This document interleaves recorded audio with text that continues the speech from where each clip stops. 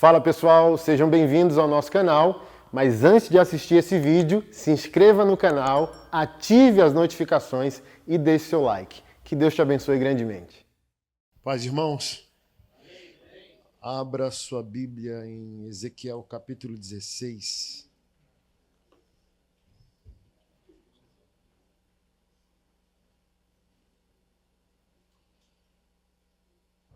Livro do profeta Ezequiel, capítulo 16, a partir do verso 46. E hoje nós iremos tratar, os 2 dias nós iremos tratar fundamentalmente da questão familiar, mas gerando sombra ou reflexo nos 2 problemas essenciais da vida, que é a religião e a sociedade. Não conseguimos capturar com facilidade essa questão, não conseguimos, às vezes, ver conexão no que acontece em casa, com aquilo que acontece na igreja, com aquilo que acontece na sociedade ou para a parte de nós no mundo. E talvez fique mais claro para nós nessa noite, tá? Está escrito o seguinte, 16:46. A sua irmã mais velha é Samaria, que mora ao norte de você com as suas filhas. E a sua irmã mais nova, que mora ao sul de você, é Sodoma, com suas filhas. Você andou nos mesmos caminhos que elas andaram e fez as mesmas abominações que elas fizeram. E como se isso não fosse bastante, você ainda se corrompeu mais do que elas em todos os seus caminhos. Tão certo como eu vivo, diz o Senhor Deus, a sua irmã Sodoma e as filhas dela não fizeram o que você e suas filhas fizeram. Eis que essa foi a iniquidade de sua irmã Sodoma. Ela e suas filhas foram orgulhosas, tiveram fartura de pão e ociosa prosperidade, mas nunca ampararam os pobres e os necessitados. Foram arrogantes e fizeram abominações diante de mim. Ao ver isso, eu as removi daquele lugar. Senhor, nós te agradecemos e te louvamos pela tua santa palavra e com mansidão de espírito, nós nos prostramos querendo que o Senhor se revele mais uma vez a nós. Revele sua palavra a nós e nos conduza de acordo com o teu conselho e o teu propósito eterno. É a nossa oração em nome de Jesus. Amém. Eu acredito que a maioria dos irmãos aqui são brasileiros.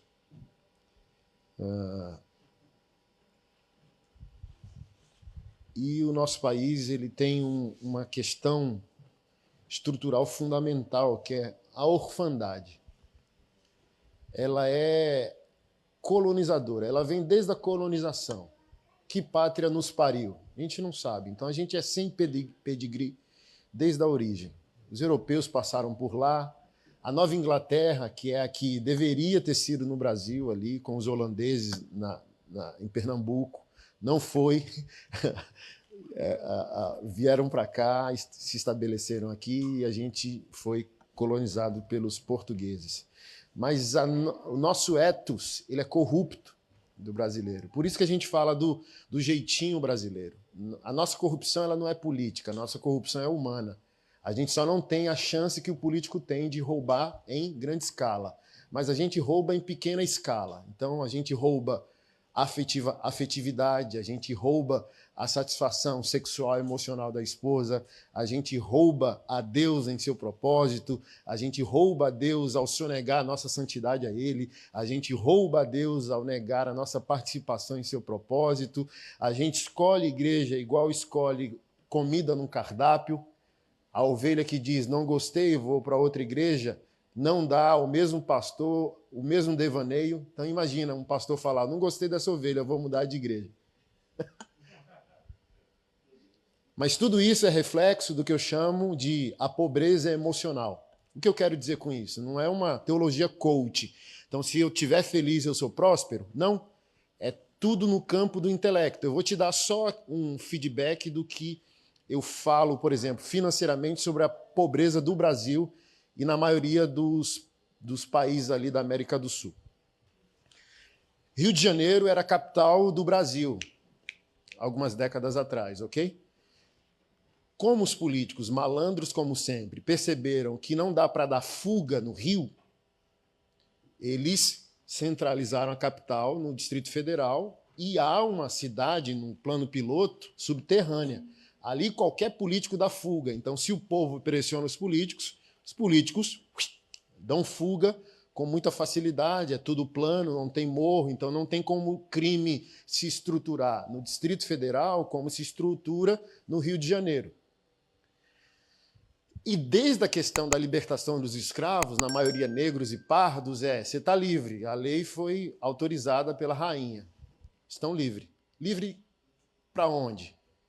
Com que ferramentas de trabalho? Nenhuma, só estão livres. Então nasce ali o que a gente chama hoje de favela ou comunidade. Então, os negros foram libertos como escravos, você está livre, mas você não tem patrimônio, você não tem dinheiro, você não tem nada. E você precisa sair do centro. Porque o poder político e econômico não quer esse cara no centro. Então coloca esse povo à margem e cria-se agora, principalmente no Rio de Janeiro, favelas, morros, comunidades e por aí vai.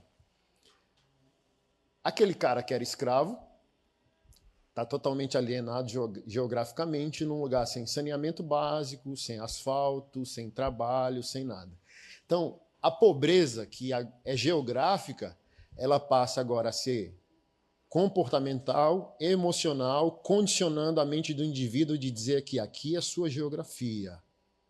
Você nasceu para viver à margem. Então, se a gente já tem um problema em Adão, que a gente não consegue prosperar e crescer, sociologicamente também é fortalecido em nós que a gente não pode sair daquele lugar. Então, essa é a nossa raiz colonizadora. Então, a gente chega aqui, eu acabei de falar isso no meu Instagram e as pessoas ficam chateadas, mas fato é fato, estatística é estatística. Alguém considerado gênio, 130 de QI, a média de um país desenvolvido, 100, e a média do brasileiro, 80. Então, por exemplo, todas as igrejas que são sucesso no Brasil vendendo água ungida, não se cresce em países de primeiro mundo. Então, eu fui em, Portugal, não é uma potência, mas a média de leitura do português é 7 livros por ano. O brasileiro, 83%, saiu a pesquisa esse ano, que 83% dos brasileiros, ano passado, não leram um livro e nem compraram um livro. Então, a gente tem 17% de uma sociedade ativada intelectualmente e 83% ignorante, burra, sem querer ser ofensivo.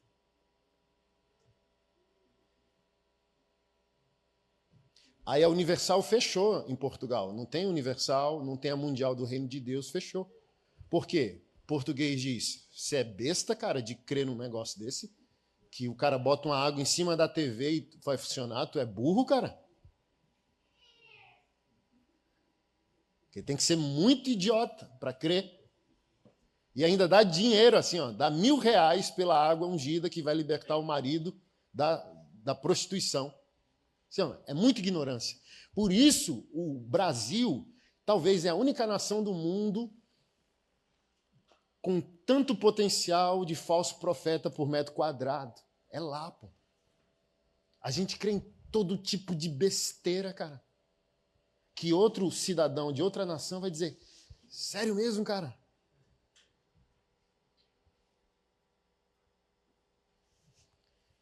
Pastor, o que isso tem a ver com... Quando esse povo se junta, nada presta. Então, tu é o presente à tua igreja, por isso que tu é crente inútil, por isso que tu é crente fast food, por isso que tu é crente cliente. Gostei, não gostei. E o crente bíblico se norteia por propósito, não se gostou, não gostou, porque não tem que gostar de nada. Jesus não está sugerindo nada e nem pedindo opinião de ninguém. Ele diz assim, aquele que é guiado pelo Espírito, Romanos 8, esse é filho de Deus. Então, o filho de Deus se move pela direção da palavra e do Espírito. Não se gostou, não gostou. Ou você acha que é gostoso ser crucificado? Ou você acha que é gostoso ser um apóstolo barbarizado? Ou você acha que é legal ser o apóstolo Paulo que teve a cabeça decapitada? Que espaço tem quando alguém entende seu propósito de dizer gostei, não gostei, concordo, não concordo? Não tem como. Porque não tem mais arbítrio.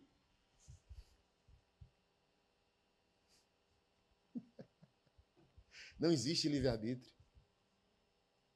Pastor, se existisse, você era quem você quer ser e você teria o que gostaria de ter.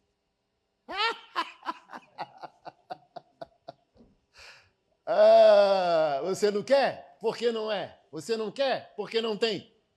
Porque você não é livre? Porque existem poderes espirituais guiando todo o universo e você tem que se conectar a eles. O Ellen Gruden diz: a oração de um crente torna ele participante dos atos soberanos de Deus. Deus tem um decreto e a nossa oração é igual a Abraão. Ó Deus, se houver 50, o Senhor poupa. É por isso que a gente ora, para entrar na esfera da soberania e virar amigo de Deus e saber como ele está guiando o mundo. E ele não está guiando o mundo pedindo a nossa opinião, até porque a sua palavra não é uma sugestão, não é uma opinião, é um decreto. Ouça, obedeça e viva, ou desobedeça e morra.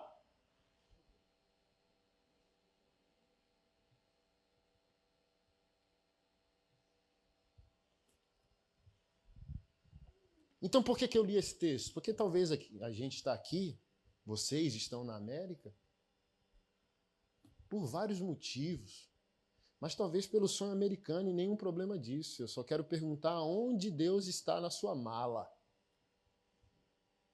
Onde a igreja de Jesus está nos seus planos. Porque a maioria dos pastores dizem que o pecado de Sodoma e Gomorra é a homossexualidade. Equívoco gravíssimo bíblico. O sexo só é expressão de toda a banalidade da vida. É a expressão última de toda cauterização. A banalização do corpo, a banalização do sexo é o último estágio de um processo de perversão e iniquidade, que começou, sabe onde? Está aqui o profeta dizendo: o pecado de tua irmã é arrogância, fartura de pão e próspera ociosidade. Esse é o pecado. Você tem pão, você tem arrogância e você é próspero. Ociosamente próspero.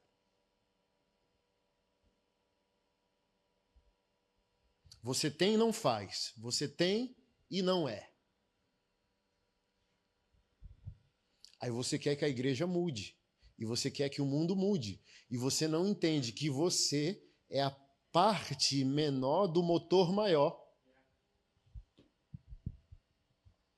O que acontece em ti, acontece para todos nós. O que acontece na tua casa, acontece em todos os lugares. E eu sempre digo isso quando estou abordando o assunto família. Está todo mundo querendo uma boa igreja, mas ninguém entende que o mundo foi inaugurado com um casamento e não com um templo. Então, tudo aquilo que a gente quer do mundo depende de que tipo de casal nós estamos apresentando e, consequentemente, que tipo de família, porque há uma confusão muito grande. Assim como os pastores confundem o galpão com a igreja, o crente confunde a casa com o lar. A igreja está aqui, mas esse lugar não é a igreja. Assim como você tem uma casa, mas a alvenaria não é o seu lar. O lar é a aliança e a relação que você estabeleceu. Então eu posso mudar de casa, não posso mudar de aliança, não posso mudar de lar. Posso mudar de galpão, mas não mude de igreja. Porque antes da ramp estar aqui, alguma coisa estava aqui. E quando ela sair daqui, esse lugar vai se tornar qualquer outra coisa. Sim ou não? Sim. Então, o que é mais importante aqui? O galpão, a estrutura ou as relações em aliança que se estabelecem por temor a Deus e um propósito? Mas pode observar, todo mundo que é inútil na relação é inútil na igreja, é inútil na sociedade, mas sempre está culpando alguém. Eu mesmo estou conversando aqui no Instagram. E se estiver gravado, é bom que eu vou mandar o link. Eu vou citar a pessoa sem citar o nome dela. Hoje, os nossos projetos são norteados por voluntários em carga mínima. Doa um dia, 2 na semana, não tem vínculo empregatício. e tem os funcionários. E eu sempre estou auxiliando hoje diretamente 370 famílias de autistas. Então, eu sempre estou buscando o melhor. Tenho a psiquiatra contratado, tenho enfermeira contratado, tenho psicólogos contratados. E sempre estou buscando ali referência para contratar a melhor pessoa. Mas a minha generosidade pastoral e o meu autismo, fui diagnosticado autista recentemente, faz com que eu não perceba o malandro com muita facilidade. Aí mistura o autismo com a pureza de coração de Mateus 5:9. Aí a gente fica mais bobo ainda, demora, né? O crente demora, em nome do amor, o crente demora muito a ter a astúcia da serpente. Todo crente é manso como a pomba, mas Jesus falou bem assim, tem que ser astuto como a serpente também, cara. E a gente demora. Aí, olha só, você chama uma pessoa para experimentar ela, contratar ela, aí você fala do tempo ali de probatório. E quando você chega para a pessoa e diz, olha, não vai dar para te contratar, tá bom? Tá demitido, o rapaz vai falar com você, o contador vai bater as contas. Aí a pessoa entra num drama de que gerar culpa no desligamento. Ela nunca se responsabiliza. A mulher está aqui, ó. Demorei 3 anos para descobrir que você é uma farsa.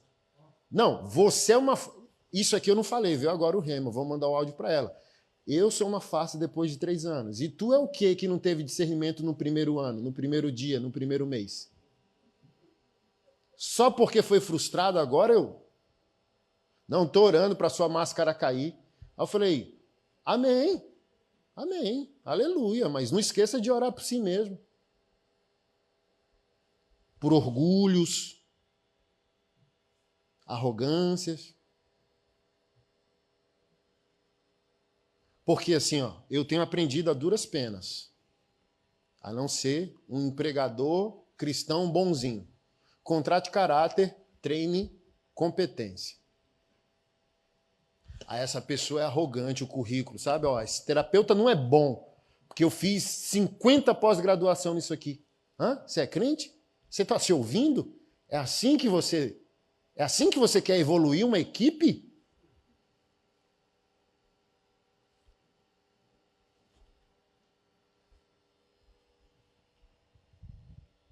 Aí o que a pessoa não entende? E eu estou tentando ajudar essa pessoa agora no Instagram. Olha para o teu casamento, cara. Olha para a tua vida, olha para a tua casa, pô. Para tu não vir com o dedo quebrado, apontado, sabe? Às vezes tem nada a ver comigo, eu aprendi já cedo. Às vezes a neurose do outro não tem a ver comigo. Isso aqui não é igreja, cara. Isso aqui é negócio. Eu estou contratando um terapeuta para fazer um bom trabalho, cara.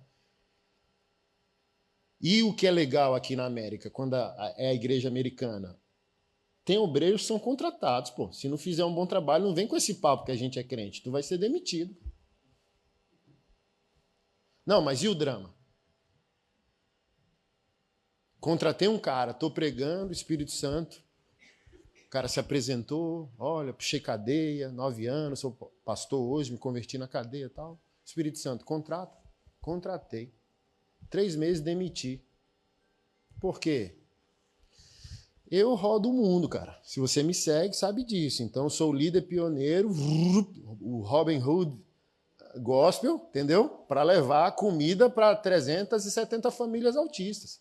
Então, eu vou lá, comissiono os líderes locais e esses caras são a minha voz lá. Aí a pessoa diz, eu te amo. Aí, tu não ama quem eu dei poder? Não, eu te respeito. Tu não respeita quem eu dei autoridade na minha ausência? Eu não estou entendendo nada.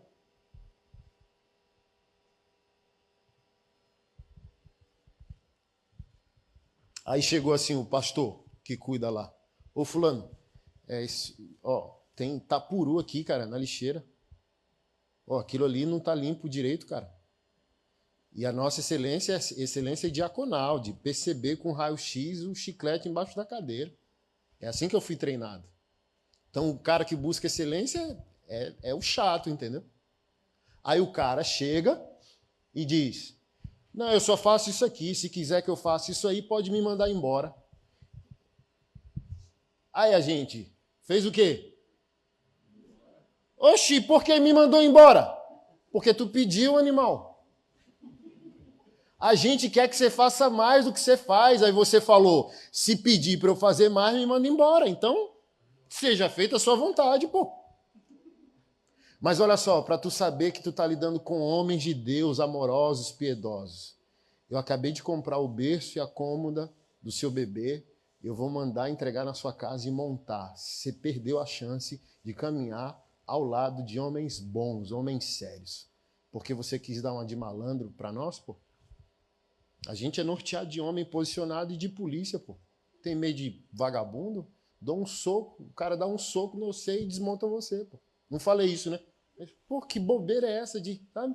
Querer, caramba.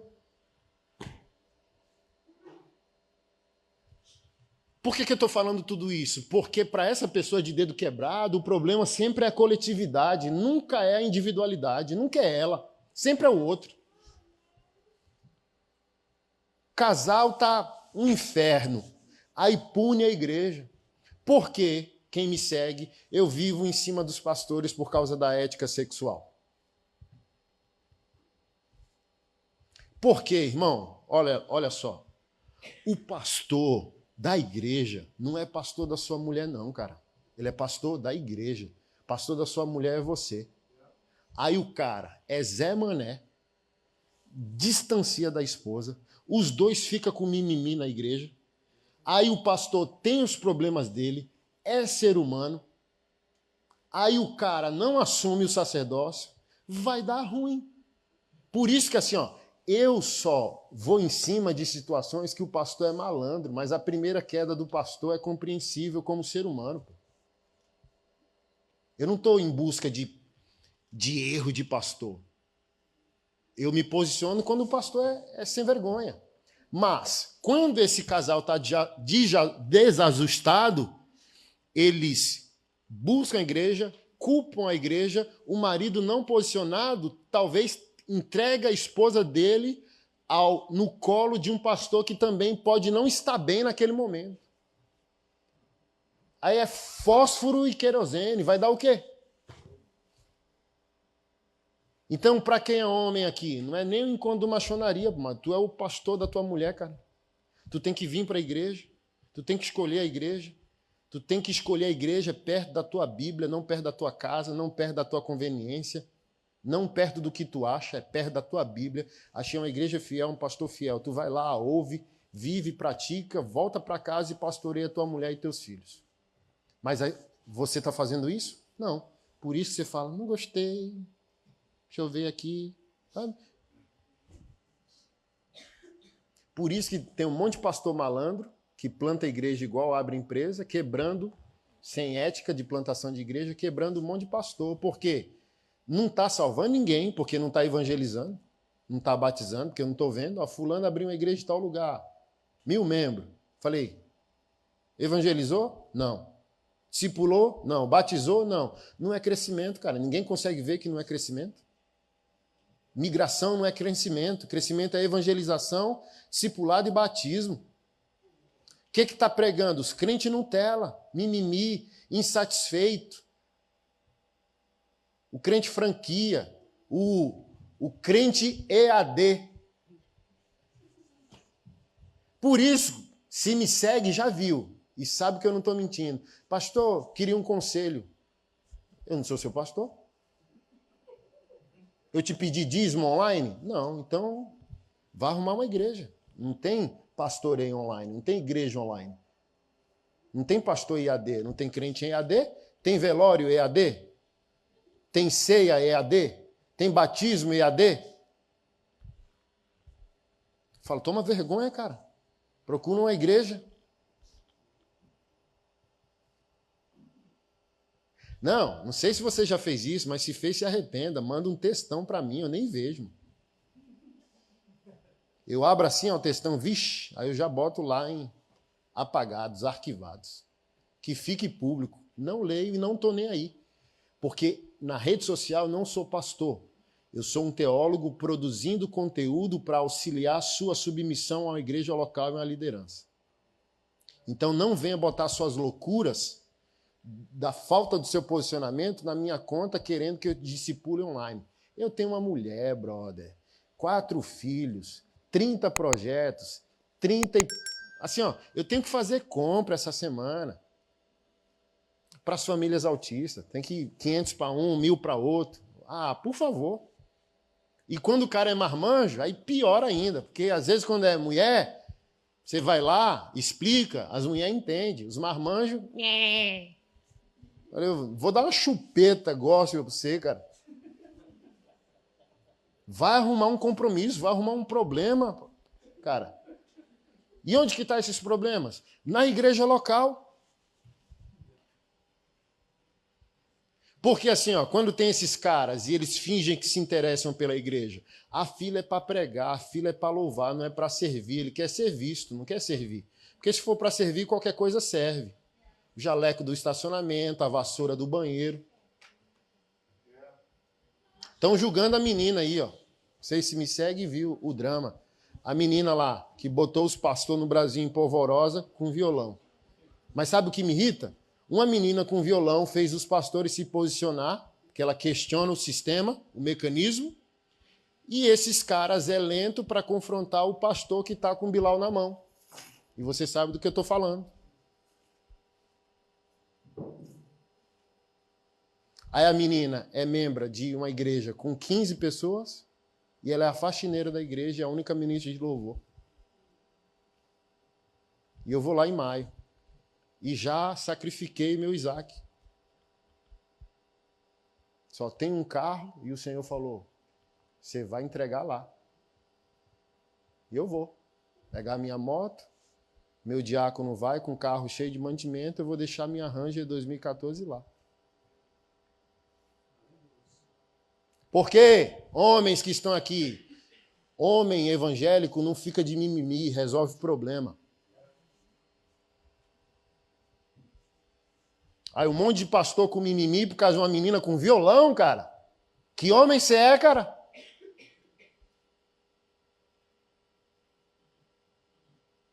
Que homem você é que não fecha o zíper da sua calça? Que homem você é que não ama sua esposa? Que homem você é que não serve sua igreja? Aí paga $100 para ver um show gospel. E não dizima na igreja que faz parte, que tudo é dízimo. Cadeira é dízimo, microfone é dízimo, descarga é dízimo, lição do departamento infantil é dízimo.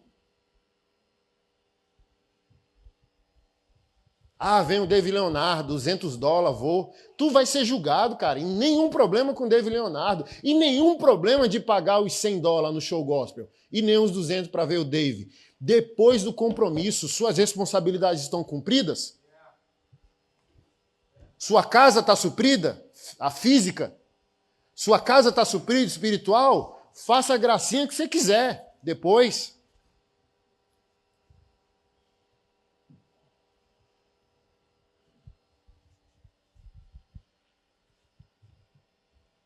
Fartura de pão, orgulho, ociosa prosperidade.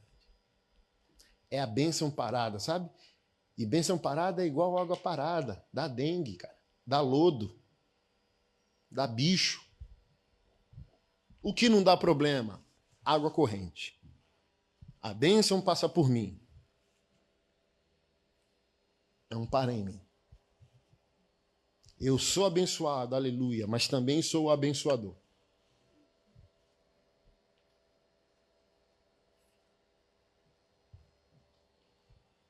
Então, se a gente está sendo treinado em casa para resolver os nossos problemas, pai, filho, marido, esposa, que problema a gente não resolveria no mundo? Que problema a gente não resolveria na igreja?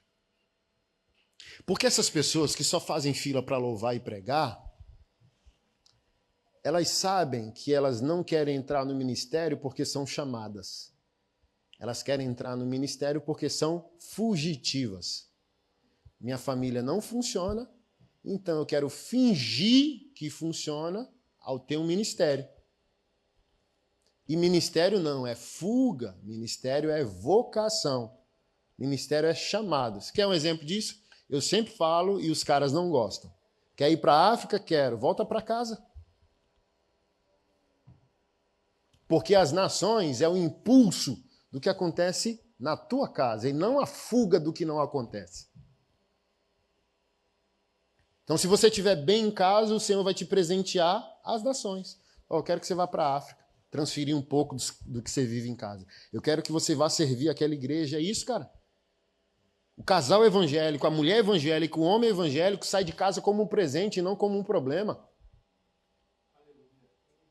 E tem crente saindo de casa para adoecer o mundo, adoecer as igrejas, adoecer os verdadeiros pastores. Crente é ruim, cara. O crente não nominal, a gente falou muito dos católicos não praticantes, mas o século XXI gerou um fenômeno, o evangélico não praticante. É ruim, cara. E quem gosta desse tipo de evangélico é só o banco da igreja. Mas ninguém, nem Jesus gosta dele. Porque ele é o morno. Jesus diz, ó, já tentou tomar água morna? Água quente você não consegue, água fria você consegue, faz um teste. Morna a água hoje, dever de casa, morna a água e tenta beber, na hora vai dar ânsia de vômito. É assim que Deus está falando. Se você crê e não vive, eu te vomito. É o que está lá em Apocalipse.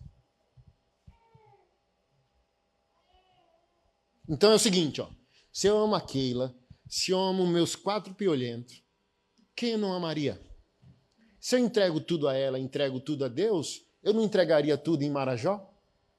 Olha, a pastora dessa menina do violão me procurou ontem, eu quase não durmo. Dormi, e o Espírito Santo me dando insights, e eu anotando no bloco de nota, e os versículos, porque os pastores falaram que citar justiça social e a Amazônia é marxismo. Aí, hoje na live, eu citei 40 versículos marxistas na Bíblia. Olha o que Isaías disse. Ai daquele que compra casa atrás de casa, terreno atrás de terreno, até que não sobre lugar para o outro e ele se torne um único proprietário da terra. Olha, não foi Marx, não foi o Lula, foi o Espírito Santo por meio do profeta Isaías. Brother, essa pastora e o marido foram despejados porque não estão conseguindo pagar R$ 1.300 de aluguel. Foram despejados, estão morando de favor no chão da igreja com a menina de 2 anos. E sem templo, porque essa igreja não é a deles, é de outro pastor que deixa eles dormirem lá. E fazendo igreja na rua.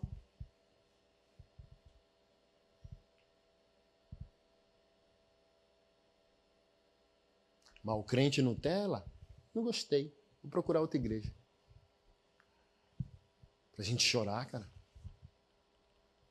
Falei hoje mais cedo, toda crítica, até do inimigo, ela não é mentira 100%. Tem um pingo de verdade até na crítica do inimigo.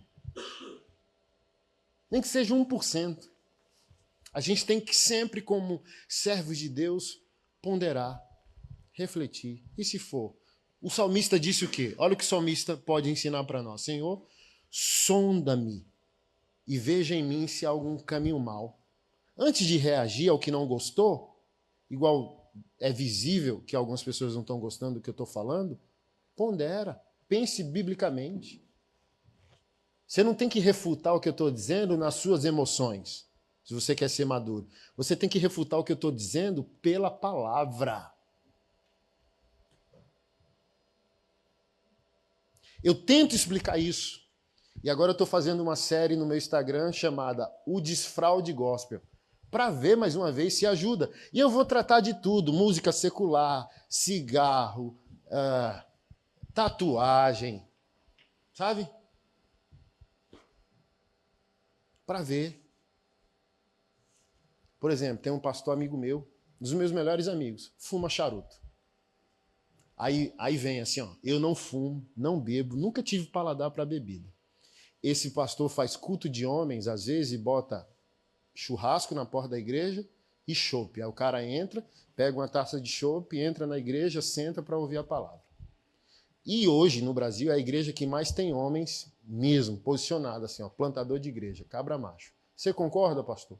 É desafiador, eu não faria, eu não pagaria esse preço, mais que você acha que eu sou um cara corajoso e polêmico.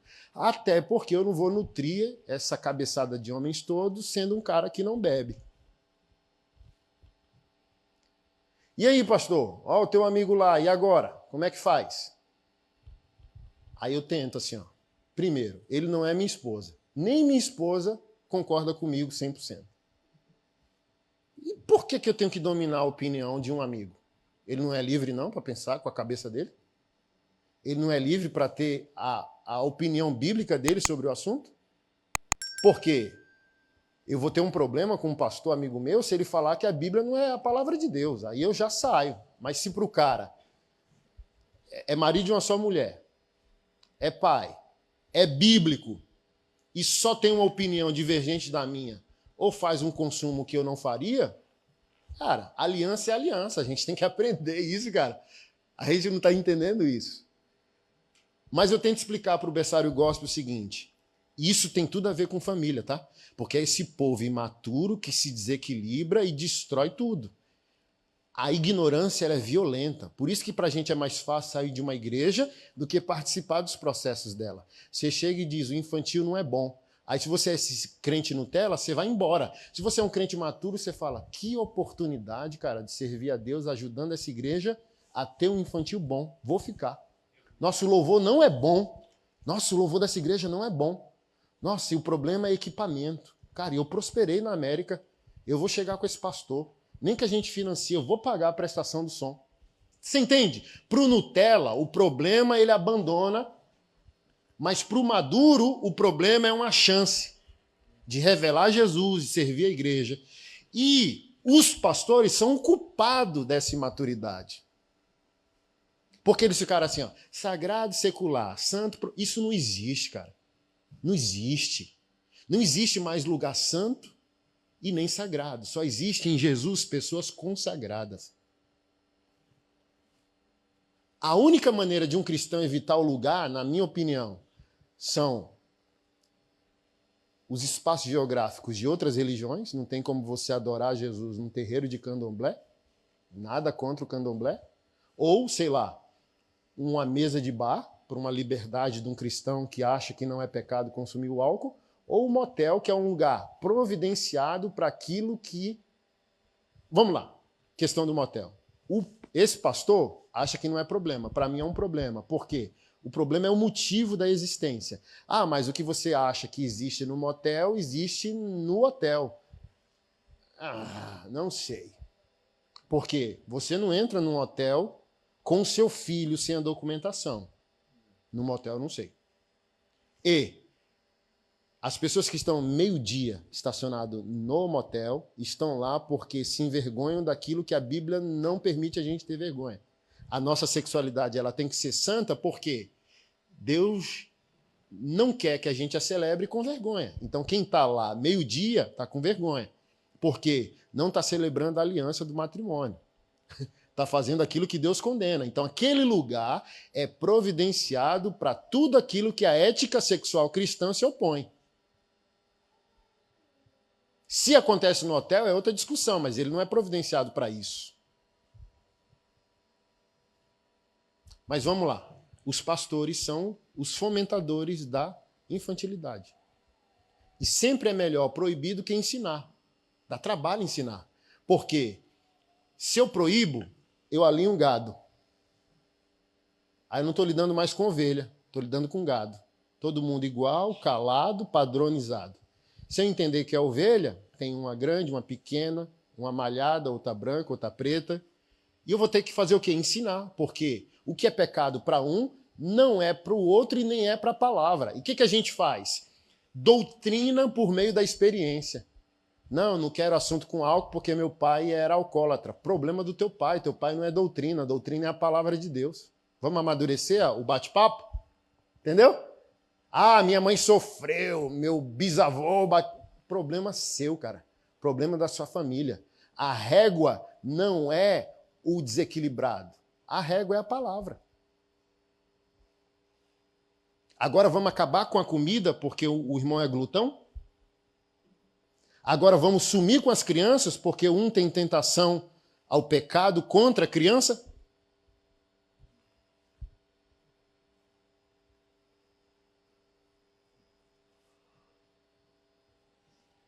Então o que a gente tem que fazer? Ensinar. Aí pergunta, o que você acha do charuto do pastor Jack? Vai morrer cedo, mas por incrível que pareça, não é pecado não. Por que não é? Porque não está na Bíblia. Me deu o versículo, não fumareis. Só vai morrer. Por exemplo, Charles Spurgeon, um dos maiores pastores da história do cristianismo, fumou charuto a vida inteira, tinha depressão, tinha gota, e o tabaco ajudou a gota a acelerar, morreu com 54 anos de idade. John Wesley, saudável, malhava. Eu fui na casa que ele, na igreja e na casa que ele morava, lá em Londres. Ele, para a época dele, mandou fazer um equipamento de musculação dos membros inferiores para cima do cavalo dele, se tornou vegetariano depois de 50 e chegou perto dos 80 anos de idade. Então, cuidar da sua saúde, evitar destruir o corpo, dá a você longevidade, que é o que eu quero. Eu quero ir até os 90. Para eu chegar até os 90, eu não posso fumar, eu não posso beber.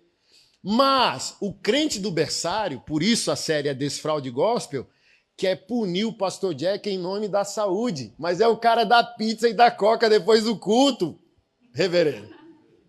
Tipo assim, ó, você entende que a gente tem que amadurecer? Não, o argumento é outro, Vaso. Se o seu argumento for saúde, irmão, tudo a pizza, tudo hambúrguer, tudo a Coca-Cola, tudo carboidrato em exagero, irmão, tá morrendo igual ele. Tudo McDonald's está morrendo igual ele.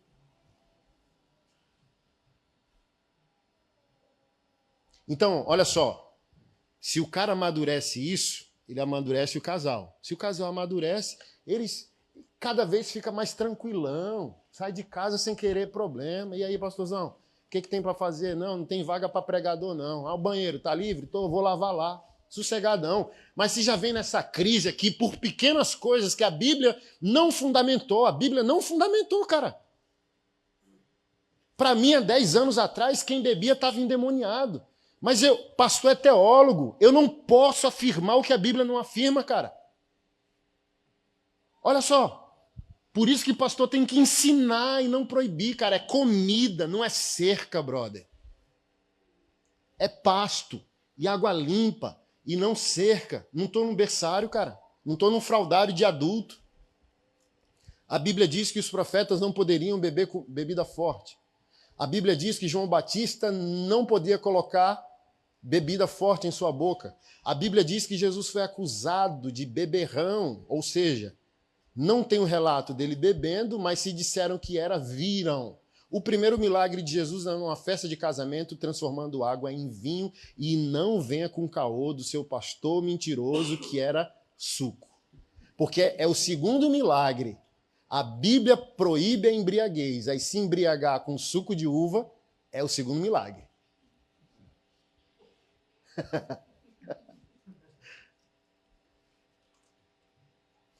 O cara tá bêbado, cara. De quê? De uísque? Não, suco de uva. Del Valle hard ali na vida do irmão. Aí Paulo chega para Timóteo, porque não havia água potável, e diz, olha, tuas enfermidades estomacais estão constantes. Tenta purificar a água, colocando um pouco de vinho, misturando vinho com a água, talvez seja benéfico. Olha o equilíbrio. Até dos pastores que falam, olha, a enfermidade é do diabo. Aí Paulo não orou. Sabe? O cara está doente no estômago e ele, repreendo Satanás. Não. Toma vinho. Paulo escreve para Timóteo para escolher os diáconos e diz, ele não pode ser dado a muito vinho. Moderação, pode ser dado, não a muito. E ordena os presbíteros, que ele não seja dado a vinho, ou seja, que seja esporádico. Igual o pastor Jack, ele faz isso, mas ele diz, cara, não passa 1 litro de álcool na minha corrente sanguínea por ano, cara, eu só estou querendo amadurecer. Aí a Bíblia vai proibir o quê, irmãos? Embriaguez. Então, se a Bíblia condena a embriaguez, é melhor não beber. Gente, o que existe entre não proibir beber a todos e se embriagar? É isso que o berçário não entende. Entre consumir e se embriagar existe o quê, irmão? Responsabilidade, fruto do Espírito Santo. Que o bebê não quer ter. E bebê não tem, porque bebê é só... Entendeu? Ganha tudo no grito. E ninguém quer amadurecer. Todo mundo quer o quê? Pastor Andes, tatuagem é pecado? Eu pergunto, tu tem 5 anos? Tu tem 5 anos? Tu tem 12 anos? Tu tem quantos anos? 30? Me poupa, cara. Se poupa, cara. Tu é tão imaturo que tu não quer ter autonomia de tomar uma escolha e dizer, fui eu que tomei. Não. Quando você for atacado, você vai dizer, o pastor Anderson que falou que não era pecado. Cresce, cara. É por isso que teu casamento pode estar em crise. Por isso que talvez tu é um cara sem caráter, uma mulher cristã sem caráter, porque não quer tomar decisões próprias de amadurecimento, cara. Crescer é coragem. Viver é coisa perigosa. E viver é coisa de protagonista. E a maioria dos evangélicos quer ser santo, quer ser próspero. Uau, eu quero ser de Deus. E está sendo coadjuvante da própria história. E quer que o pastor Anderson coloque uma mamadeira gospel na boquinha dele, autorizando ele a fazer o que ele quer fazer. Mas não quer se responsabilizar. E quando ele for punido, a culpa é da minha teologia e do meu ensino. Eu quero fazer, o meu pastor não deixou. Aí eu falo bem assim, e teu pai? Quando não casou, né? Vamos dizer, um solteiro. Teu pai? Pô, cara, tu tá dizendo que a opinião do teu pastor é mais importante que a opinião do teu pai? Vamos amadurecer esse berçário aí?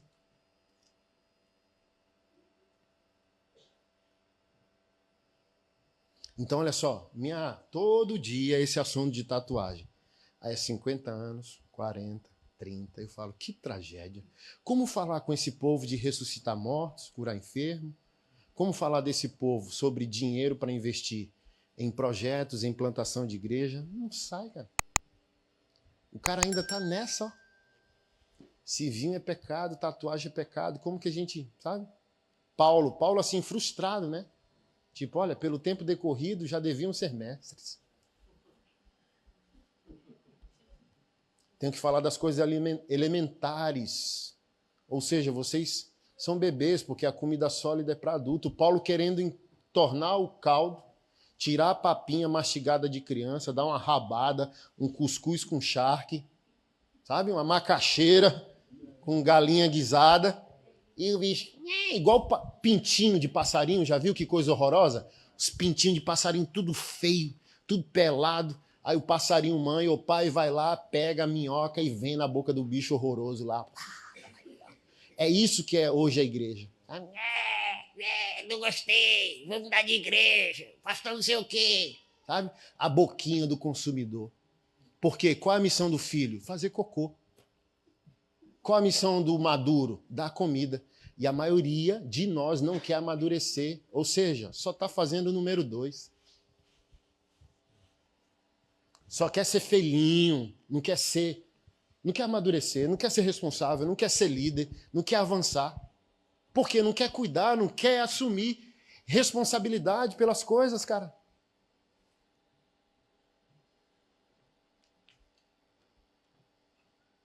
Não mudou nada a minha opinião sobre o álcool. Eu penso o seguinte, sou da visão do pastor John Piper, pastor batista aqui dos Estados Unidos.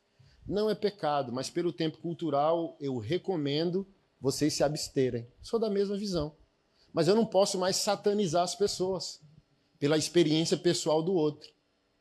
Ah, música secular, minha experiência. Aí começa no playground gospel, é especialista de dizer as ondas sonoras, não sei o quê, e o Satanás era maestro do céu, e papapá. Eu falei, meu Deus do céu, só fala assim, cara, não gosto. Não tive uma boa experiência quando eu estava no mundo. E é bom entregar tudo a Jesus quando converte, ser radical. Mas depois ir ponderando se aquele radicalismo foi pedido por ele. Então tem coisa boa que não é pecado. Um funk sexual, um crente pode ouvir? Não. Um rap que faz apologia ao crime, que inocenta o bandido e criminaliza as instituições policiais. Bom? Não. Uma música declaradamente pactual com as trevas é recomendável a nós? Não. Mas tem coisa boa que não ofende o Criador e não denigre a dignidade do ser humano. Por exemplo, meu filho, eu quase Eu quase entro no mistério. Mas não entrei no mistério porque tinha Cassiane com 500 graus de poder. Que eu acho top. Um cara fez uma versão rock and roll dele no Brasil. Eu convidei o cara para maçonaria. E o cara vai tocar Cassiane, brother. Heavy metal e a gente lá. 500 graus de sangue, fogo puro e poder. Mas eu fiquei assim, uau, funcionou, velho, com o meu moleque. O refinamento musical. Só coisa fina, brother. Um blues, um B.B. King, Eric Clapton, as músicas dos anos 60, 70. Ele é old school, né? A alma dele. Aí ele fiz minha playlist. E eu, ó, meu Deus, será que vai ter Anitta? Será que vai ter Pablo Vittar? Será que vai ter...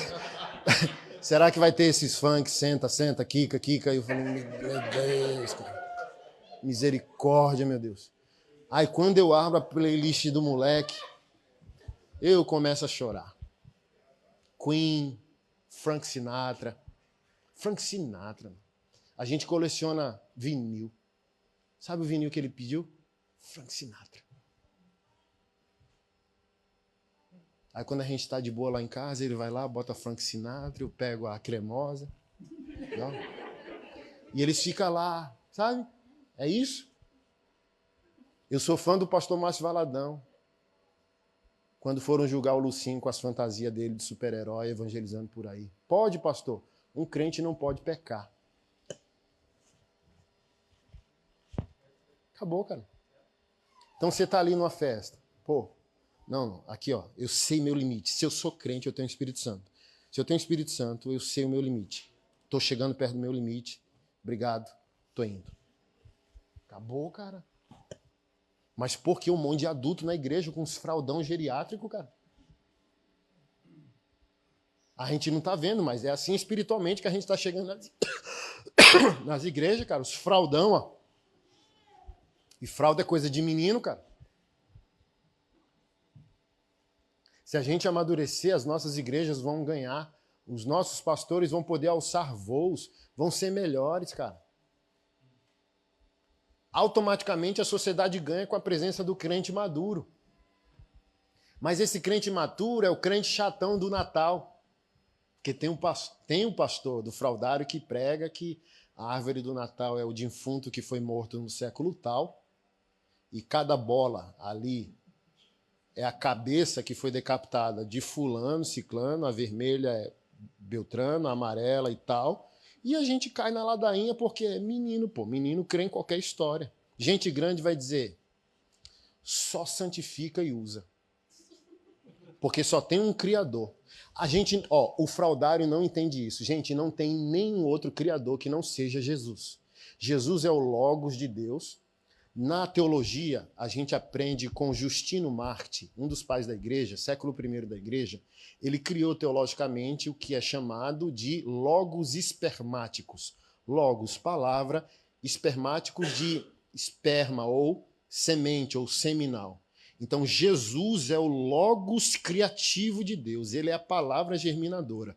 Onde estiver uma verdade, pertence ao logos primário que é Jesus. Por exemplo, Frank Sinatra. É bom? É bom. O que há de bom na arte dele é de Jesus. O que há de mal na arte dele é ele mesmo. Então, é propriedade de Jesus.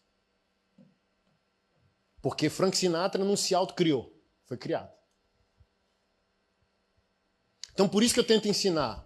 Um cristão não avalia se é gospel ou não, porque tem um monte de gospel que não louva Jesus. Ele avalia se a música é boa ou ruim.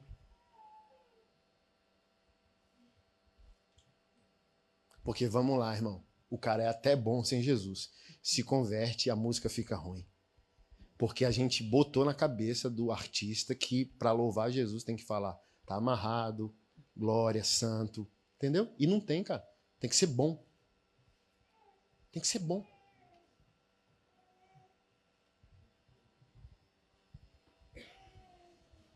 Beethoven, se não me falha a memória, era cristão, cara. E é bom.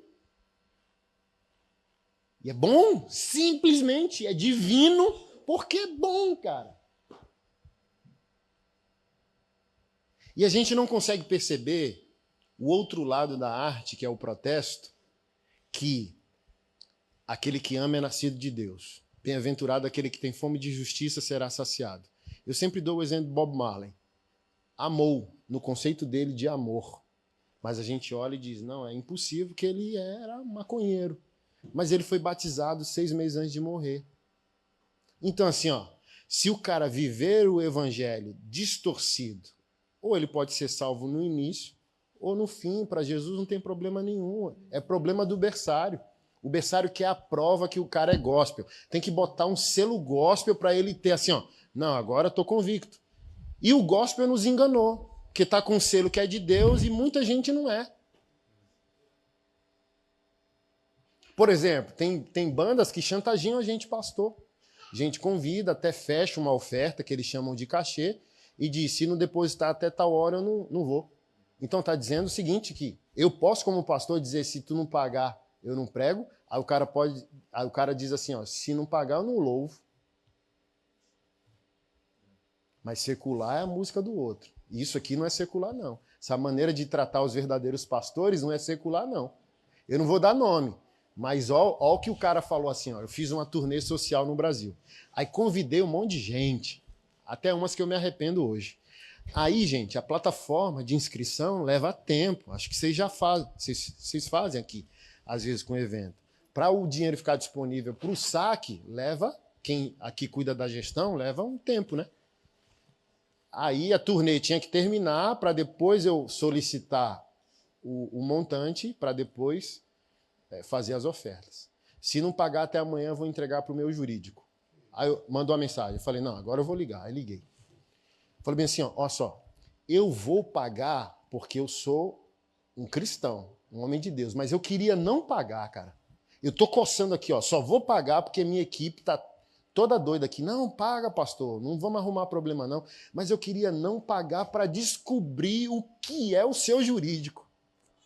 Eu queria, cara, ser processado pela sua banda evangélica. Para a gente chegar no juiz, aí o juiz perguntar qual a matéria aqui a ser julgada. Aí eu falei, juiz, eu estou aqui sendo processado porque eles estão me cobrando daquilo que eles não podem me cobrar.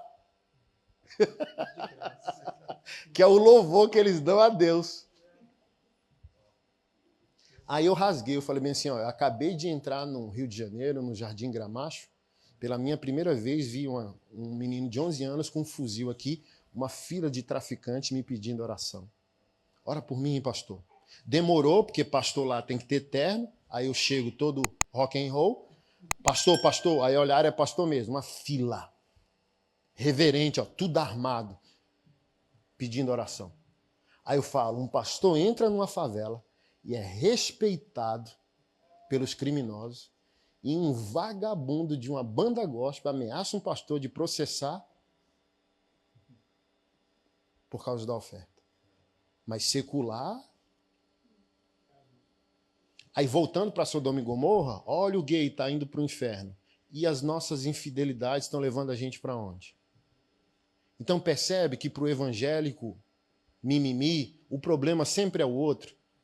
Então o problema é o gay. Aí eu sempre pergunto, se o gay não existisse, seríamos maridos melhores? Se o problema é o pecado do gay, pronto, pedir a Deus para sumir com todos os homossexuais do mundo. Resolveria o nosso problema de falta de santidade hétero? Ou seja, o pecado do outro nada tem a ver com o nosso. Só está pecando diferente. Mas se viver no pecado, vai para o mesmo lugar que o gay está indo. Pô.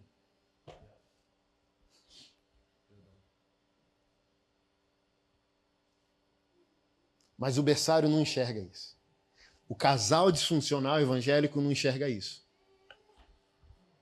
Por isso que eles pegam uma formiga e projetam aquilo como um elefante. Cria problemas onde não existe, onde o bom senso resolveria. Serviço resolveria. Paciência. Olha, se a gente lutou para ter um casamento bom, a gente levou um processo. Então vamos ter paciência com os processos da igreja, os processos do irmão. Permanecer, servir, confiar que Deus vai abençoar e os processos vão desenvolver. Então, quem não tem paciência com os processos da igreja está denunciando que não... é mais fácil divorciar no casamento.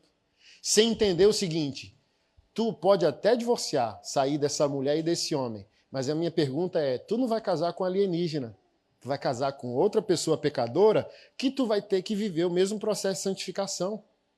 Então, assim, ó, me aponte qualquer igreja e eu vou apontar problemas que não terminam, pessoas sem santidade no altar e fora dele, equipamentos que não funcionam, fofocas que nunca terminam. Me mostra uma igreja perfeita que eu vou te mostrar imediatamente suas imperfeições.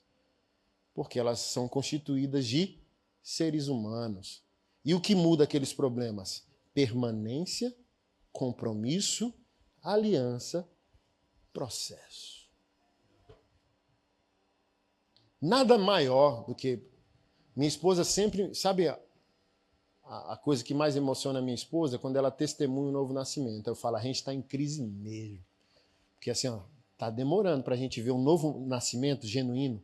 Nossa, minha esposa sempre chora, diz, é nosso melhor salário.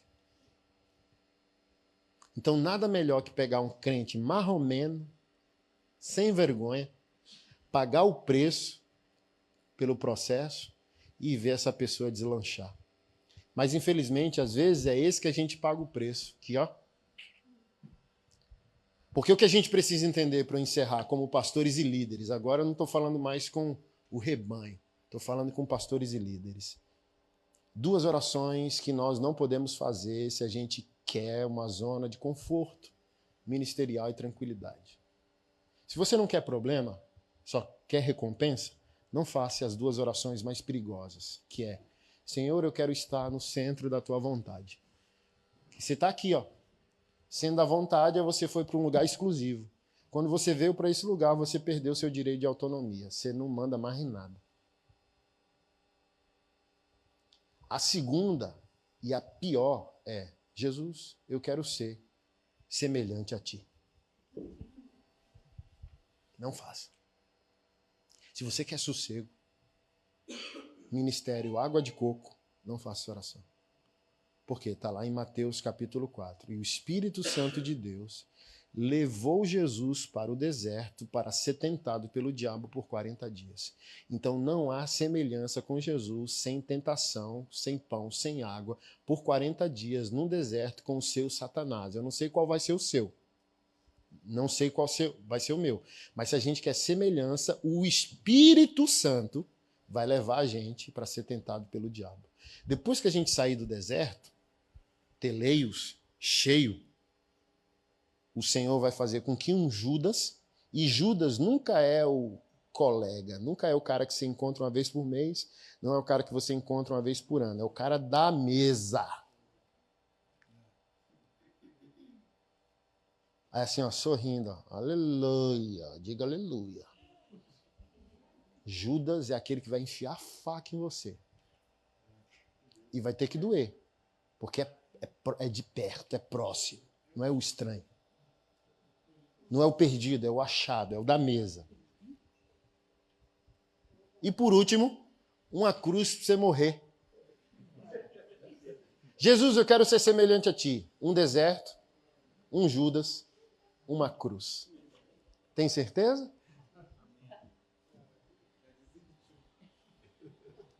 Mas eu encerro, eu acho que eu falei isso aqui quando eu vim a última vez. Quando a gente aceitar esse processo, sabendo que dia vai estar bom, outro dia não, mês vai estar bom, outro não, porque a gente vai chegar na Nova Jerusalém cheio de remendo, meu brother. Satanás está usando as pessoas para... É só de 12, nem ponto 40 é mais. Sabe? Aí, ó, a gente vai chegar meio assim, entendeu? Na Nova Jerusalém. Às vezes vai chegar gente sem perna, só com os membros inferiores, ó. E o anjo, bora, bora, tá chegando. É assim que a gente vai chegar, todo baleado, pô. Amar a Deus é ter inimigo de graça.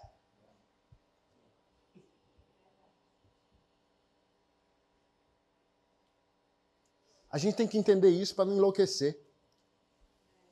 Porque a gente acha que vai ser amado dentro da casa, mas dentro da casa tem um filho pródigo que não foi, que ficou e não se alegra junto com a alegria do pai. E a igreja evangélica está cheia desses. Que é fiel no conceito dele, impecável no conceito dele, quando o pai diz, eu estou feliz pelo teu irmão. Ele não fica feliz junto com o pai.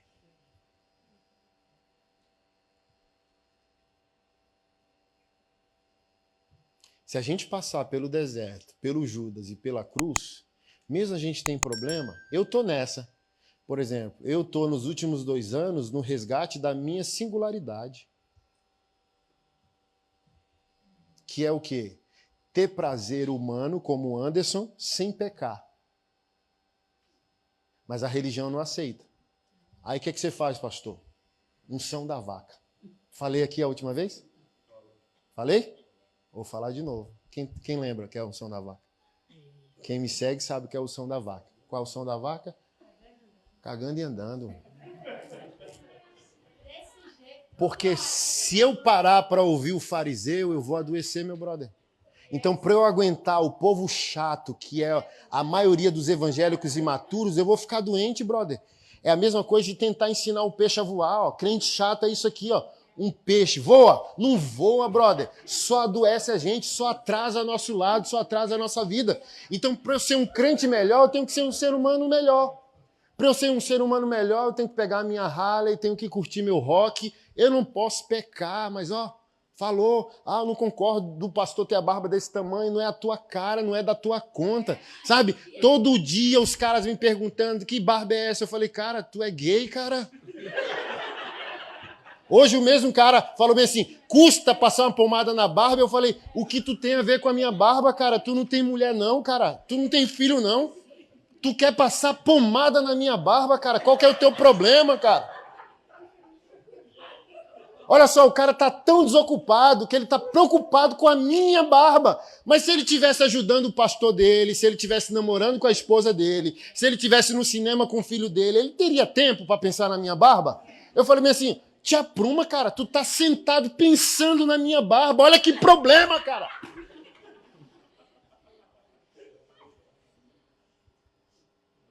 Aí outro dia foi a irmã. Que barba é essa? Sua esposa gosta? Eu falei, a boca não é a tua, nem a nuca é a tua. Meu Deus! Crente virou esteticista agora, cara. Eu falei, senhora é barbeira? A senhora tem uma barbearia? Se eu tirar a barba, você fica santo? Tipo, o que tem a ver, cara, se eu tenho a barba grande com os teus deveres? O cara hoje mesmo foi rir, tu é pastor? Misericórdia, kkkk. Eu falei assim, cara, isso não é uma piada contra mim, é uma denúncia contra ti. Tu é tão inútil que tu não foi chamado. Aí tu tá reclamando que um cara sem cara de pastor foi chamado para fazer o que você, com cara de pastor, deveria, mas nem chamado foi porque é inútil. Então não reclame de mim, se envergonhe de você. Porque eu estava aí, ó, no mundo e eu fui achado.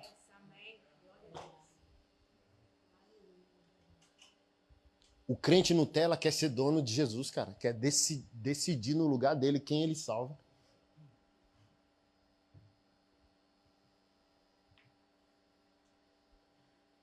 E sabe de uma coisa? Sabe por que nós pastores também estamos adoecendo? Porque a gente está cuidando desse berçário. Eu estou melhor de 2 anos para cá. Tem problemas. O ministério afetou nossa família. Até nosso casamento foi afetado. E a gente está num processo de resgate. E esse processo também envolve o quê? Evangelismo, cara. Porque assim, ó, você casaria com uma pessoa que já passou por 5 casamentos? Nossa, eu estou apaixonado por você, varão. A varoa chega, né? Misericórdia, tá? Hipoteticamente. Ô, varão, vocês são solteiros, vocês não se conheceram. Varão, aleluia. Achei você um homem de Deus. Aí você, também achei você legal, tal, não sei o quê. Conta aí um pouco sua história. Não, já fui casado 5 vezes. Você sairia. Ou com ela. Irmã, me apaixonei por você, aleluia. Casei 3 vezes, só ano passado. Tu casaria com esse tipo de mulher? Tu casaria com esse tipo de homem? Mas nós estamos sendo os evangélicos que estão casando assim com as igrejas. Aí chega numa nova para endoidar os pastores, dizendo, essa igreja deveria ser minha casa. Conta aí um pouco sua história. Não, passei por 5 igrejas nos últimos anos. Passei por 10. Então, se você não confia em alguém que não foi fiel às suas alianças matrimoniais, por que nós, como pastores, temos que acreditar que você é um bom crente se você não firmou aliança em nenhum lugar? Uma coisa é você falar assim, ó, Eu fui de uma única igreja, pastor, 10 anos, Deus me transicionou, 5 anos, Deus me... É uma coisa. E a gente se ilude, eu já passei por esse processo. Não, mas a pessoa é empresário. Não, mas a pessoa é ministro de louvor. Mas a pessoa é pregador. Nossa, vai dar... Não dá. Infiel é infiel.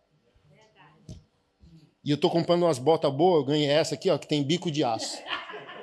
Para pegar esse tipo de crente, ó, pum, na bunda e dizer, ó, vá-se embora. Você vai me enlouquecer, você vai me endoidar. Vou te dar esse exemplo para encerrar.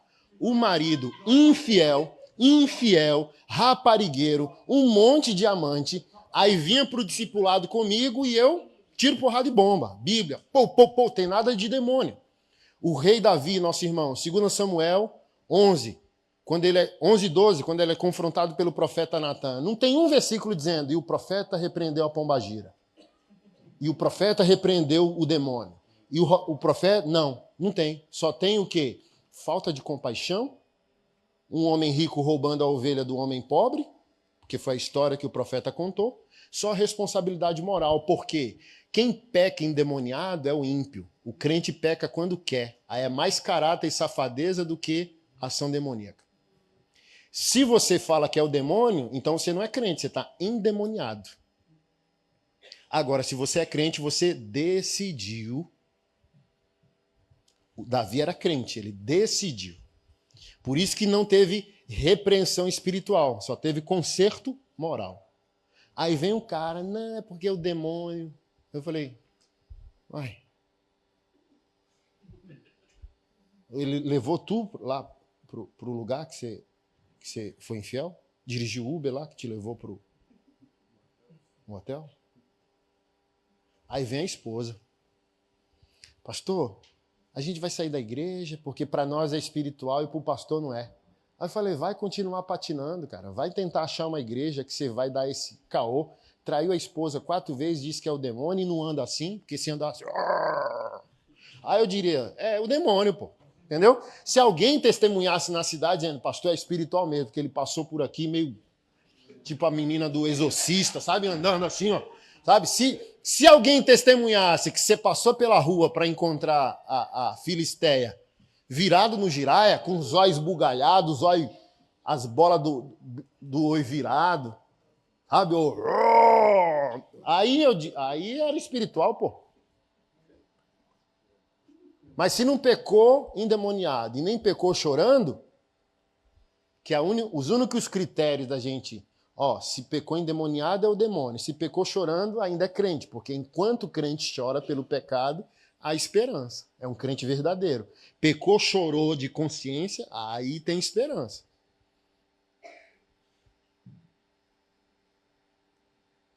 Tá aí o cara.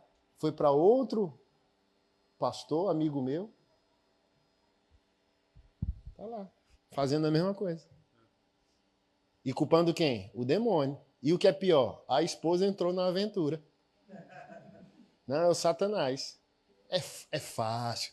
Ser crente Nutella é fácil. Porque é só trocar a fralda do bebezão. Mas imagina, o cara tá perto dos 50.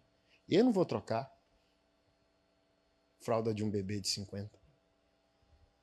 Eu troco de um bebê, do meu de 2 anos. Eu troco do meu autista, que tem 14, mas é especial. Você é especial? Se você não for, você é adulto. E adulto não usa mais fralda.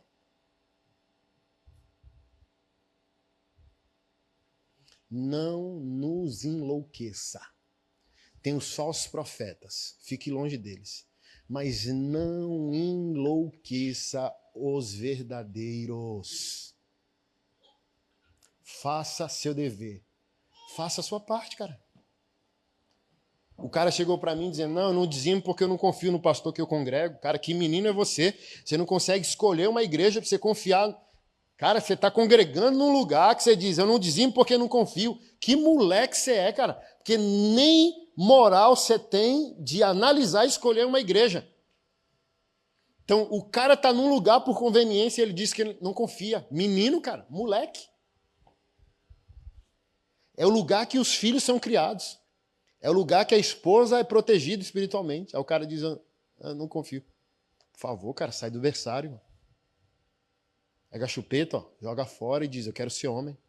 Foi o conselho do rei Davi ao filho que virou moleque. Salomão foi sábio no início, moleque no final. Sabe qual foi o conselho do pai no lei de morte para o filho? Seja homem e obedeça a Deus, porque o pai falou bem assim, a única coisa que pode salvar um homem é coragem diante de sua responsabilidade. Quando você estiver lá no chão, se você for um homem de Deus corajoso, você não vai amar aquele chão e vai levantar. Seja homem e obedeça a Deus. Então seja homem, seu prego no angu. Pare de culpar o diabo, pare de dizer foi a mulher que você me deu, você é responsável. E as mulheres e as crianças estão aprendendo com que tipo de homem você é. A culpa nem sempre será nossa como homens, mas a responsabilidade sempre será.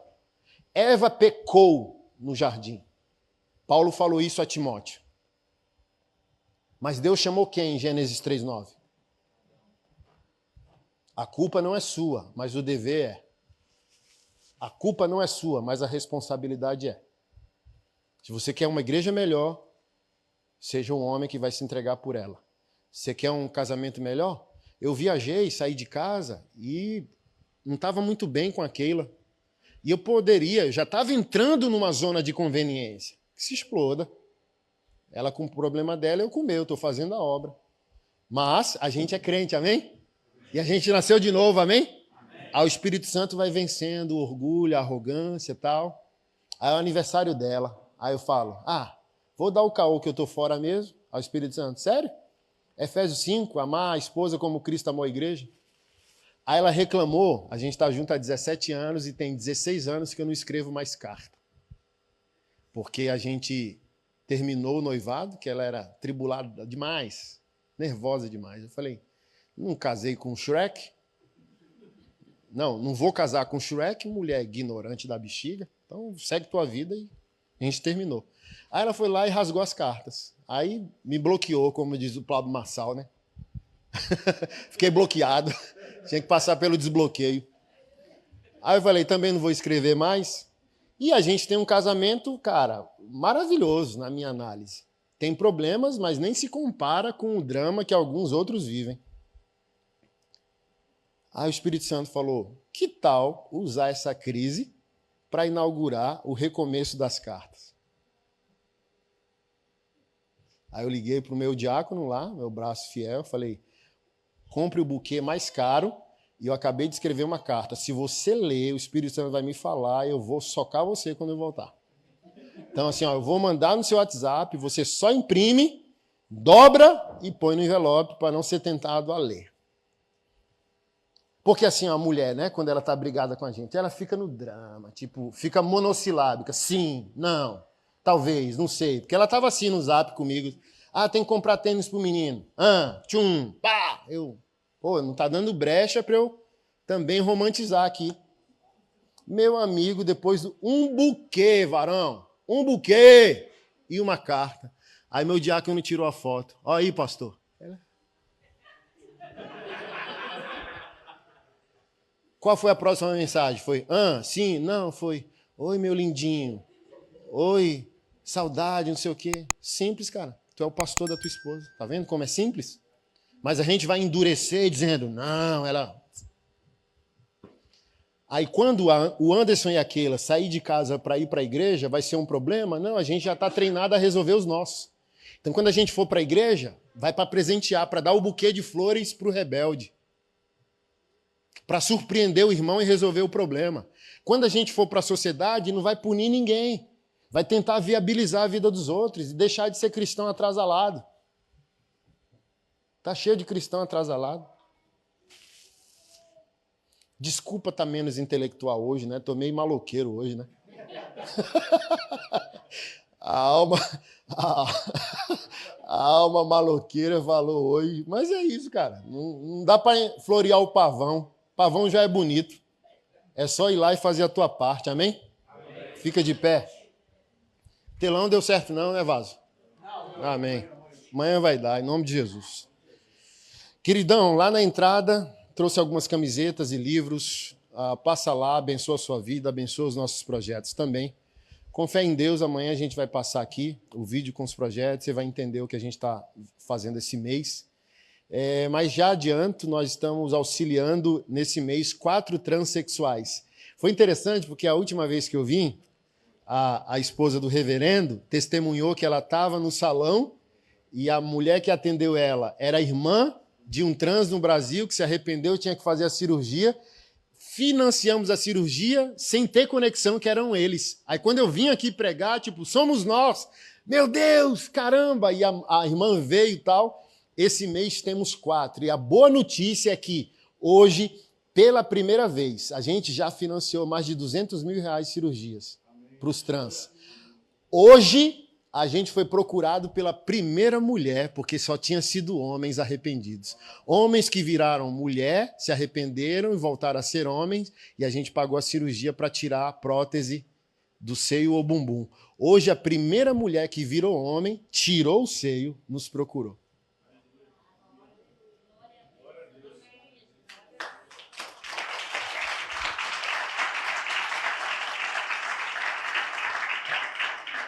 Aí a cirurgia está marcada e ela vai... Está toda feminina já, se você for no Instagram dela. Eu vou postar a história dela amanhã.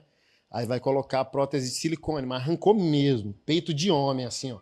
Tomou testosterona, ficou barbuda e tal. Conheceu Jesus, se arrependeu, mas está lá, sem nada. E, cara, você ser novamente uma mulher e não ter a anatomia feminina é um sofrimento para qualquer mulher, né? Então, assim, ó, 4 cirurgias, 13 mil cada uma. Semana passada já conseguimos uma e nós temos 3. O desafio nesses meus dias aqui na América são essas 3 cirurgias. R$39 mil. Amém? Então, ore por nós. O material ali você já nos auxilia bastante. E amanhã, vendo os vídeos, se você quiser e Deus te direcionar, você pode dar uma oferta. A gente conseguiu abrir a conta do projeto também na América. Amanhã a gente explica melhor aqui, tá?